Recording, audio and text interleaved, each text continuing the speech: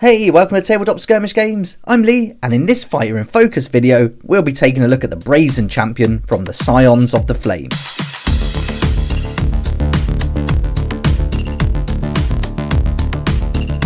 Here he is, the Brazen Champion from the Scions of the Flame, and in this video, we'll have a little look at the background and narrative for the Scions, and then we'll look at his role in the warband before we compare him in size and height to some of the other models and miniatures from the Warcry range. Then we'll have a look at the fighter card, ability card, and also look and see how many of the universal abilities would be good to use with this guy. So let's get started and dive straight in to find out a little bit about the Scions of the Flame. And the Scions of the Flame are zealots and firebrands, warrior priests who seek to engulf the realms in a cleansing inferno. They worship chaos in the form of the ever-raging flame, a malevolent embodiment of the realm of fire, believing that both flesh and spirit are hardened and made greater in the searing crucibles of its fury. They embrace the passionate rage of Axian magic to the point of consuming the flesh of elemental beasts in order to channel its power. The Scions of the Flame hunt and kill magmavores and ash salamanders, eating the blazing hearts of these creatures in strange pre-battle rituals. Those found unworthy are incinerated from within, unable to absorb such fearsome heat. Others become living torches, their weapons radiating intense flame as they carve their foes apart in the throes of religious ecstasy. The Scions believe that the fires ignited by the Ever-Chosen's realm-spanning wars will grow to swallow all living things, and so they seek to pledge themselves to Archaon's cause and earn a place in the fiery apocalypse to come. So there we go, there's a brief introduction to the Scions of the Flame, and the Brazen Champion's role in the warband is really to get stuck in with the enemy up close and personal and dish out some serious damage, and he certainly does that.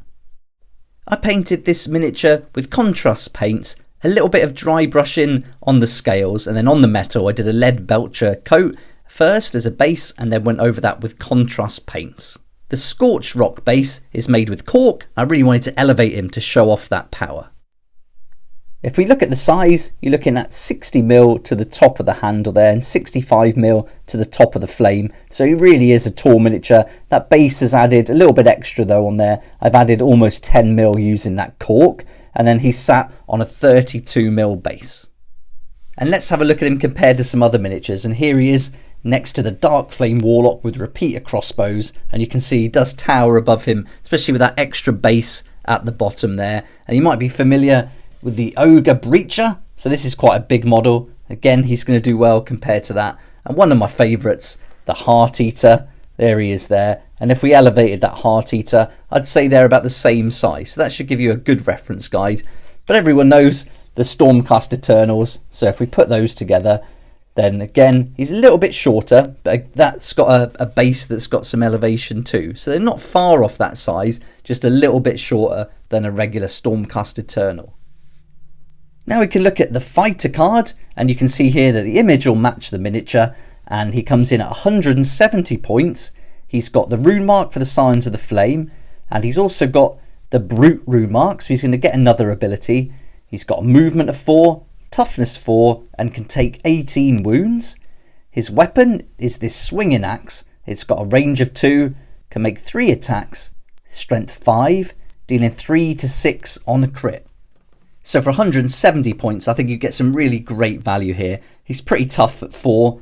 But really strong at 5, and then those 3 attacks dealing 3 on a regular hit and 6 on a critical hit can be devastating. And I've seen this fighter take out some enemy fighters in just one turn, so he can do some serious damage. And once you get him up close, and then you can start making 2 attack actions in your activation with him, you can really take the enemy down and punish them.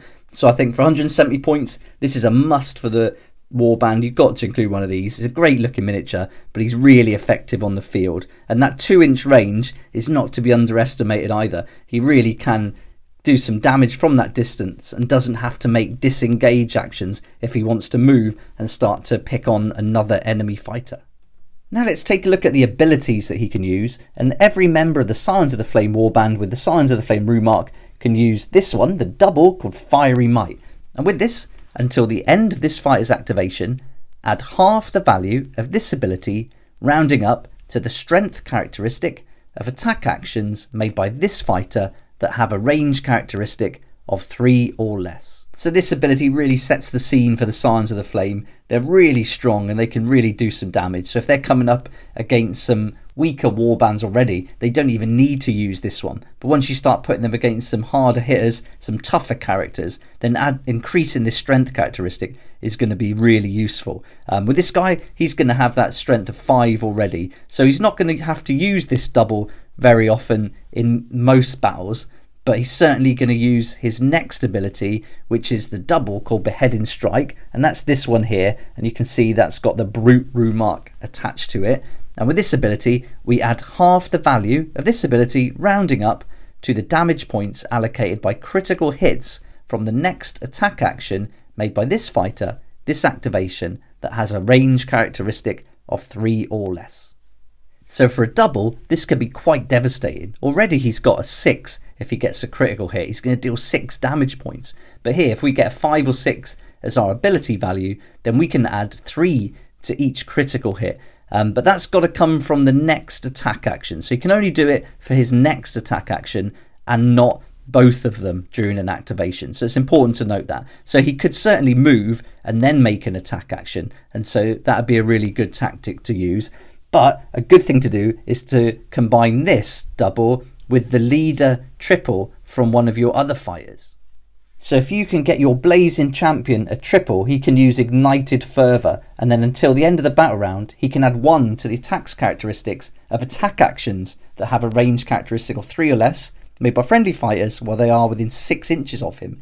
So then that would mean that the BRAZEN Champion is then going to be able to make 4 attacks instead of 3, and then that chance of getting a critical hit goes up quite a bit then. And so combining that triple with your leader with his Beheading Strike double is a really solid tactic to use, and then you can certainly start piling the damage on. And if you can get a few other players within, or a few other fighters within 6 inches of that leader, then all the better too.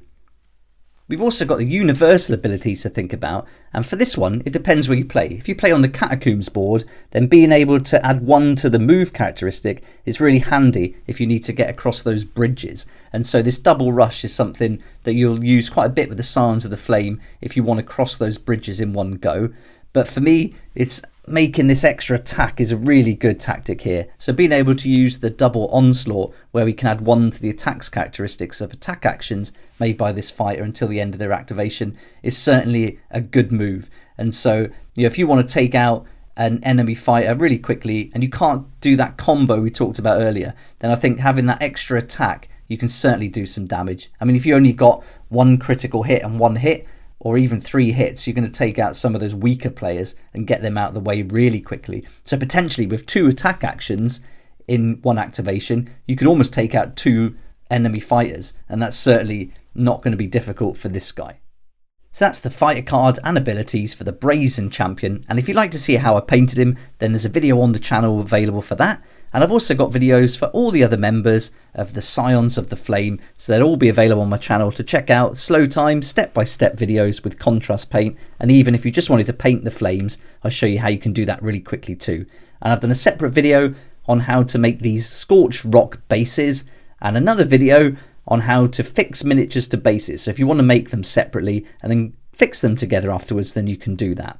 And if you're looking to pick up this warband, they're still available. You can get the actual Warcry set on its own, or you can get them in the Catacomb box set. And I'll put a link in the description below to both of those things to Element Games, and you can pick them up there for £27.62 at the moment. The RRP is £32.50, but Element Games have got a great discount. So check out those links. There'll be affiliate links, but they won't cost you extra. In fact, you save that money, and for every sale made through a link, I get a small commission, so you're helping support the channel too, and I really appreciate that, so thanks so much.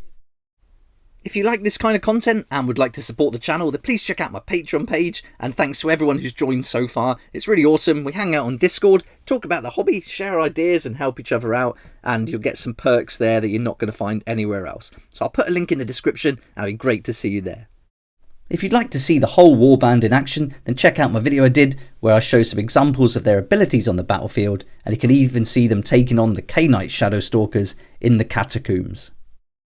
I hope you enjoyed the video and that this gave you a good idea about what the Scions of the Flame and the Brazen Champion are all about. And thanks so much for watching. Please like if you like it, subscribe for more videos like this, and don't forget to hit the notification bell to join me next time on Tabletop Skirmish Games.